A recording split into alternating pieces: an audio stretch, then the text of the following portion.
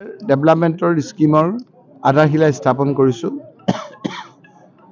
ধুবুৰীৰ বিভিন্ন ব্লকলৈ গৈ এতিয়া আহি তামাৰহাট হৈ হাতীদুৰা পাইছোঁহি। ইয়াৰ লগতে ৰাতিদূৰত আমাৰ BTAD এৰিয়া তাৰ পৰা অজস্ৰ লোক ইয়ালৈ আহিছে।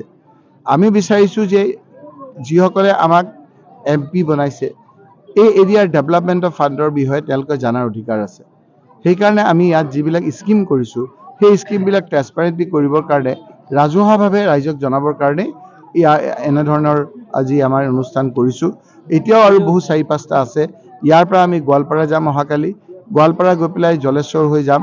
তাৰপিছত গোৱালপাৰা হৈ আকৌ আপোনাৰ বৰপেটাত পৰহি কৰি আমি যিহেতু এতিয়া আপোনাৰ কোড অফ কণ্ডাক্ট চলি আছে, আমি বঙাইগাঁৱত কৰিব নোৱাৰিম। তাৰপিছত আহি পেলাই মানকাছাৰত কৰিম। উপনিৰ্বাচনত আপোনালোকে দেখিছে অসমৰ এটা নতুন শিক্ষা পাইছে। হিমন্ত বিশ্ব শৰ্মাৰ অত্যাচাৰত মানুহ থাকিব নোৱাৰা হৈছে।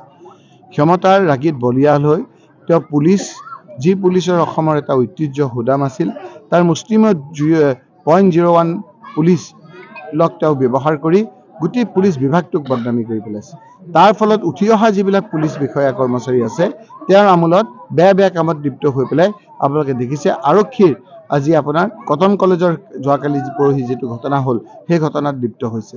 সেইকাৰণে মই কৈছোঁ যে মুখ্যমন্ত্ৰী ডাঙৰীয়াই আজি যিকোনো প্ৰকাৰে ক্ষমতাত বৰ্তি হৈ তেওঁ ক্ষমতাত বৰ্তি থাকিবৰ কাৰণে পুলিচ এডমিনিষ্ট্ৰেশ্যন আৰক্ষী লৈ যিদৰে আপোনাৰ বিভিন্ন নিৰ্বাচনত অৱতীৰ্ণ হৈছে এই কথাবিলাক বহুত চিন্তনীয় হৈছে। সেইকাৰণে আপোনালোকে চাব যে 2026 নালাগে, তাৰ আগতেই হিমন্ত বিশ্ব শৰ্মাৰ পতন হ'ব।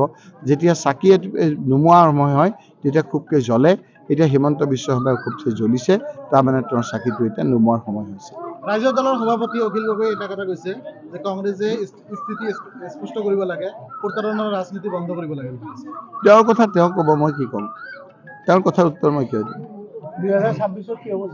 2026 কংগ্ৰেছৰ নেতৃত্বত চৰকাৰ হ'ব, হিমন্ত বিশ্ব শৰ্মাৰ চৰকাৰ পতন হ'ব।